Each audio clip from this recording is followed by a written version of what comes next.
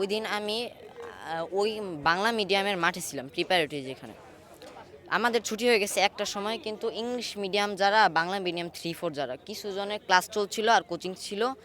10 minute পর ছুটি হবে যাদের ক্লাসের, আর কোচিংয়ের জন্য কিছুজন ওয়েট করতেছিল। তা আমি তখন, আমাদেরও কোচিং আধা ঘন্টা পরে হবে, 1টা থেকে 1টা 30 পর্যন্ত ব্রেক টাইম। তো যখন 1টা 15 বাজে, তখন ক্লাসরুমে আর কেউ নাই, যারা যার যার মতো ঘোরাফেরা করছে, আর যারা হোস্টেলে যাওয়ার তারা হোস্টেলে চলে গেছে। যখন 1টা 18 মিনিট, তখন আমি দেখি ওই সাইড থেকে একটা বিমান আসতেছে। দেখেই বুঝতে পারছি ওটা আর্মিদের প্রশিক্ষণ বিমান, দেখে বোঝা যাচ্ছিল।